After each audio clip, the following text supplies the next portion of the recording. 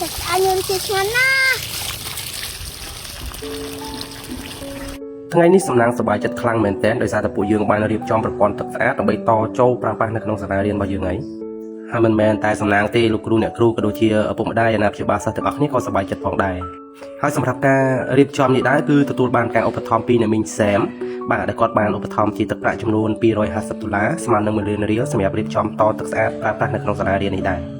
ហើយវាពិតជាមានតម្លៃខ្លាំងមែនទែនសម្រាប់ខ្ញុំក៏ដូចជាសិស្សានុសិស្សទាំងអស់ពីព្រោះដោយសារតែសាលាយើងខ្វះទឹកស្អាតប្រើប្រាស់ហើយ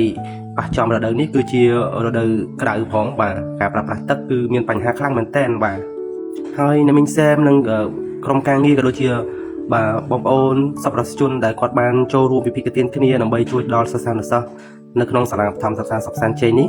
គាត់សង្ឃឹមថាសិស្សានុសិស្សទាំងអស់គ្នានឹងគឺបានប្រើប្រាស់ទឹកស្អាតសម្រាប់បាទហូបក៏ដូចជាប្រើប្រាស់ផ្សេងទៀតដែរឃើញថាលោកគ្រូគាត់កំពុងតែញាប់ដៃញាប់ជើងខ្លាំងមែនទែនបាទក្នុងការរៀបចំតប្រព័ន្ធទឹកបាទយើងរៀបចំឲ្យបានសិស្សប្រើប្រាស់នៅក្នុងរដូវក្តៅឲ្យតាន់ពេលវេលាអញ្ចឹងណាបងប្អូនអរគ្នាមិនមែនមានតែលោកគ្រូទេដែលគាត់ជួយឬក៏ស្អត់ស្វាញសម្រាប់ការតប្រព័ន្ធទឹកស្អាតសូម្បីតែសិស្សានុសិស្សក៏គាត់ជួយចូលរួមក្នុងការកាប់ដីកប់ទាយូដើម្បីរៀបចំប្រព័ន្ធនោះដែរដោយសារតែពួកគាត់សប្បាយចិត្តខ្លាំង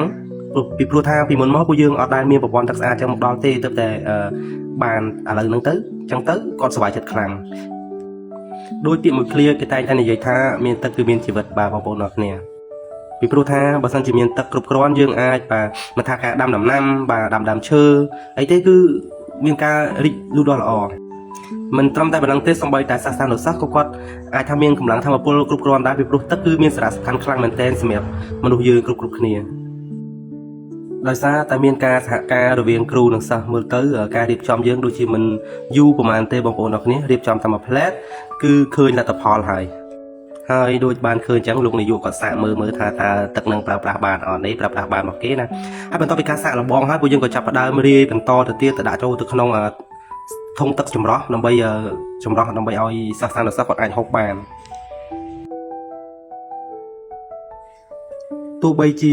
ទឹកជាប្រភេទទឹកស្អាតក៏ដោយក៏ប៉ុន្តែដើម្បីសុវត្ថិភាពយើងត្រូវយកទៅចម្រោះសាថ្មីម្ដងទៀតដើម្បីកាន់តែមានប្រសិទ្ធភាពហើយនឹងទុកចិត្តបានហើយនេះយើងបានតភ្ជាប់មកដល់ស្តែនទឹកដើម្បីយកទៅចម្រោះឲ្យសិស្សអាចប្រើប្រាស់ក្នុងការលុបមុខលាងដៃឬក៏ផឹកបានដោយសុវត្ថិភាពពីព្រោះយើងមានប្រព័ន្ធទឹកចម្រោះនេះយើងធានាបានថាទឹកដែលចេញមកគឺមានប្រសិទ្ធភាពនិងមិនប៉ះពាល់ដល់សុខភាពសិស្សទេសង្ឃឹមថារុក្ខជាតិទាំងឡាយនៅពេលនេះឃើញរៀងស្វិតសពូនប៉ុន្តែនៅពេលដែលយើងភ្ជាប់ប្រព័ន្ធក៏ដូចជានៅពេលដែលយើងបានប្រើប្រាស់ទឹកគ្រប់គ្រាន់ទៅបាទរុក្ខជាតិទាំងឡាយនៅក្នុងសាលារៀននឹងប្រែប្រួលទៅជារីកស្រស់បំព្រងវិញជាចុងក្រោយខ្ញុំសូមអរគុណដល់អ្នកមីងសែមក៏ដូចជាក្រុមការងារនិងបងប្អូនសប្បុរសជនទាំងអស់ដែលមើលឃើញពីភាពខ្វះខាតនិងភាពចាំបាច់សម្រាប់កុមារដើម្បីឲ្យកុមារយើងមានការលូតលាស់និងមានសុខភាពល្អអរគុណច្រើនបងប្អូនសប្បុរសជននានាដែលតែងតែស្រឡាញ់និងគាំទ្រនៅវីដេអូខ្ញុំបាទអរគុណជម្រាបលាជួបគ្នាវីដេអូក្រោយ